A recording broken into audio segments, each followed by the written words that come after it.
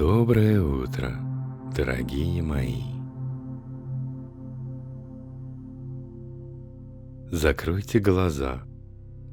Мы снова в нашей традиционной литературной медитации.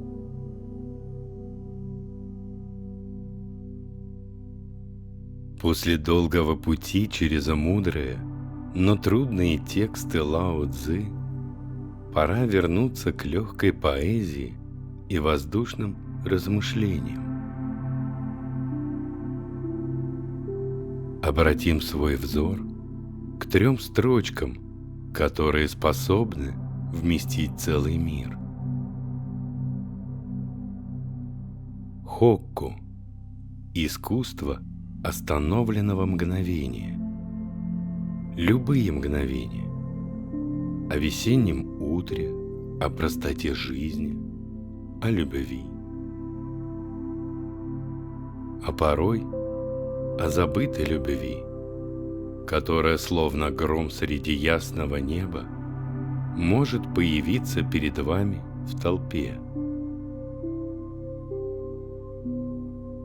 Послушайте хокку великого Басё. Прошлое улетело, но цветы все те же, под вишней весна.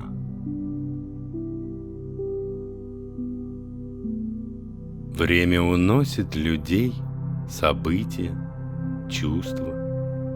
Но, пожалуй, каждому знакомо то ощущение, когда что-то возвращает нас в те же места и состояния, которые нам уже знакомы.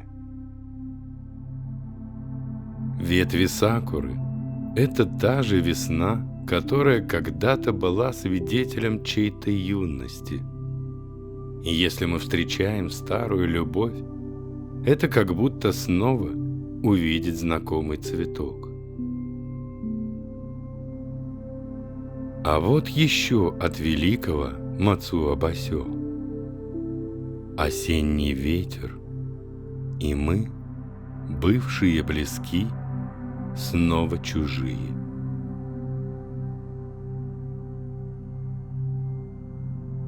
Да, встреча после долгой разлуки.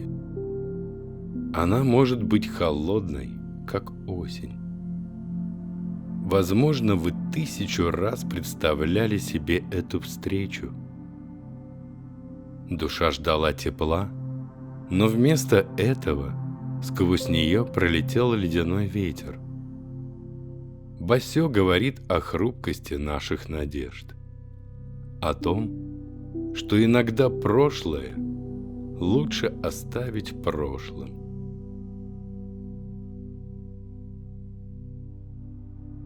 Ученики Мацуо Басё вот что о подобных встречах пишет в своих стихах Йосабу Сон. На старой дороге встречаю лицо, и сердце дрожит.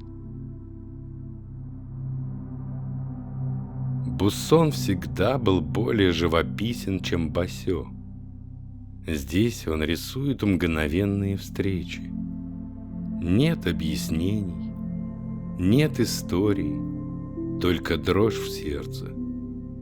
Встретив случайно человека, которого вы когда-то сильно любили, эмоциональный всплеск, а для кого-то и потрясение. И тем не менее, мы в сердце, втайне от себя храним надежду о такой встрече.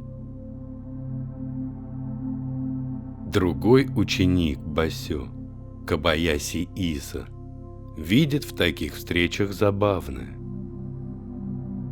Старая любовь, и даже у улитки дрогнули усы.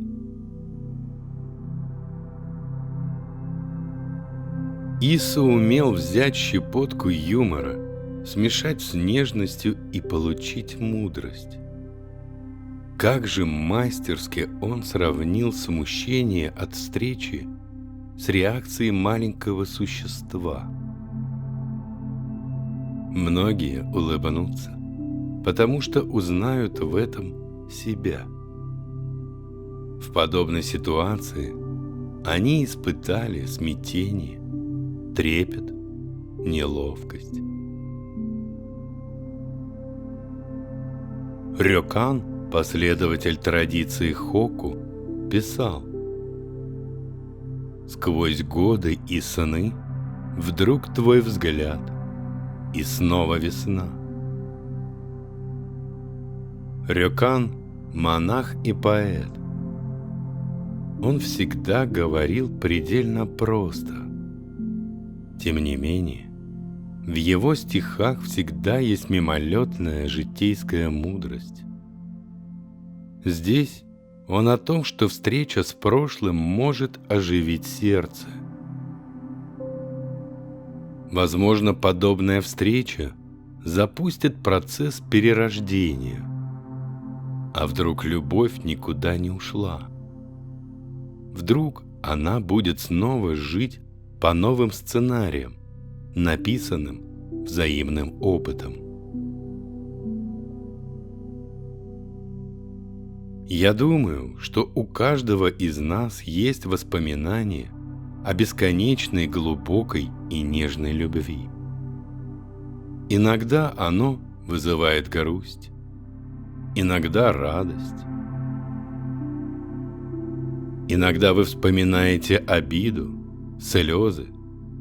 Но все же, чем больше проходит времени, тем чаще эти воспоминания сопровождает тихая и даже теплая улыбка.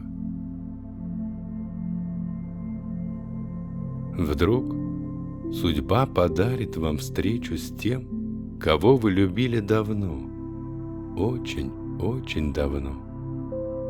Что принесет эта встреча, зависит лишь от ваших воспоминаний.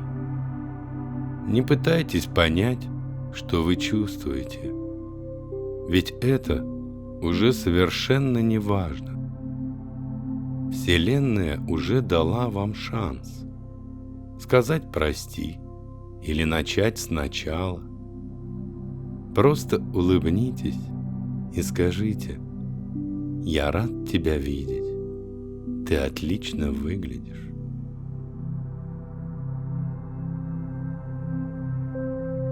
Чудесного вам дня, дорогие мои!